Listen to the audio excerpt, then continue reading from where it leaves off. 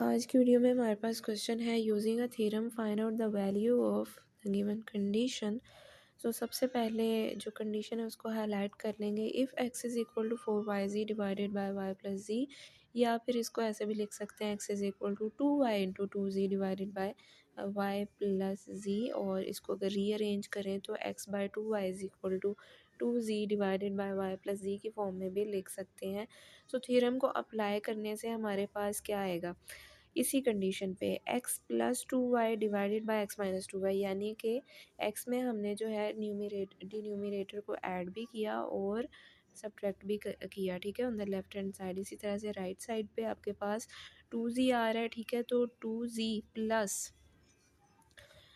y plus ji divided by 2z minus Y plus Z, यानी कि वही काम किया यहाँ पे भी कि 2z में न्यूमिनेटर में डिन्यूमिनेटर को ऐड भी किया, डिवाइडेड बाय सब्ट्रैक्ट भी कर दिया। उसके बाद सिंपली इसको सॉल्व करेंगे further. On left hand side as it is रहेगी, राइट हैंड साइड पे ब्रैकेट्स को ओपन कर लिए। अगले स्टेप में जो आपके पास एक जैसे वेरिएबल्स आ रहे हैं उनको सॉल्व किया है। On the right hand side आपके पास 2z प्लस जी, 3z यानी कि y plus 3z divided by 2z minus Z, यानी कि z माइनस वाई। अब इस सारे फेज़ को जो है वो 1 का नाम दे दें।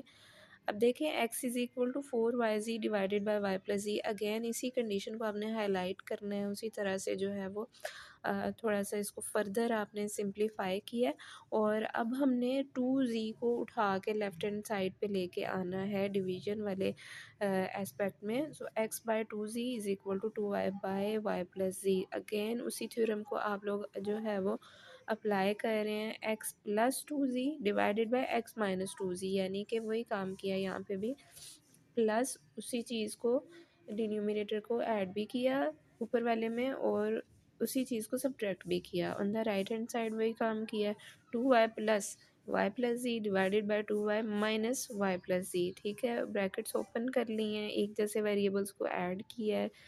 2y plus y is 3y plus ji divided by 2y minus y is y minus z. अब हमने क्या करना है, इसको 2 का नाम दे देना है, और अब 1 और 2 दोनों इक्वेशंस को हमने ऐड कर लेना है। तो हमारे पास क्या आएगा, आप लोग अपनी स्क्रीन्स पे जो है वो देख सकते हैं, ठीक है। लेफ़्ट साइड पे जो कंडीशन आ रही है उनको एडिशन के सिंबल के साथ एज इट इज़ ही हाईलाइट कर लिया, और जो राइट साइड पे कंडीशंस आ रही थी उनको अब किस तरह से करना है कि on the most right hand side numerator denominator में, क्योंकि y माइनस जी आ रहा है तो इसको जो है माइनस कॉमन लेके z माइनस वाई की फॉर्म में लिख लेंगे। तो जो दरमियान में हमारे पास एडिशन का सिंबल आ रहा था वो माइनस में कन्वर्ट हो जाएगा, और अब हम इसका एलसीएम लेंगे तो एक जैसी कंडीशंस आ रही हैं, बटे के नीचे z माइनस वाई, ठीक है, अब एलसीएम ले सकते हैं। तो एलसीएम z माइनस वाई आया है, और बटे के ऊपर y plus 3z minus into 3y plus z as it is. अगले स्टेप में माइनस को मल्टीप्लाई किया है inside the brackets y plus 3z minus 3y minus z, ठीक है। अब जो एक जैसे वेरिएबल्स आ रहे हैं उनको प्लस माइनस करेंगे तो आपके पास जो है 3z minus Z is eventually equal to 2z, और y minus 3y is eventually equal to minus 2y। अगले स्टेप में न्यूमरेटर में 2 को कॉमन ले लें, इनसाइड द ब्रैकेट्स आपके पास z माइनस वाई आ जाएगा।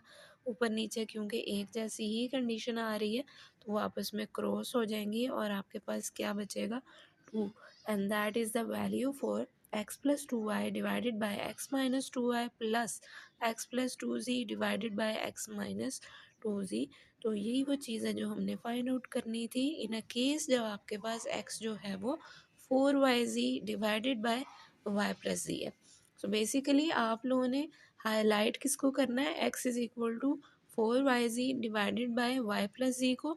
सबसे पहले उसको सिंप्लीफाई करने के बाद x बाय 2y की फॉर्म में लेके गए, इसी तरह से इस फेज़ को कंप्लीट किया, फिर उसी चीज़ को हाईलाइट किया, और इस बार हमने जो है वो x बाय 2z को जो है वो लेफ़्ट साइड पे अलहदा कर लेना है, सो दैट हमारे पास कंडीशन क्या बने, x plus 2y divided by x minus 2y वाली, और इवेंचुअली जो है वो सम लेने के बाद हमारे पास वही चीज़ बन जाए जिसकी वैल्यू को हमने फाइंड आउट करना है, जो कि हमें क्वेश्चन में दी गई है using the theorem of component और डिविडेंड।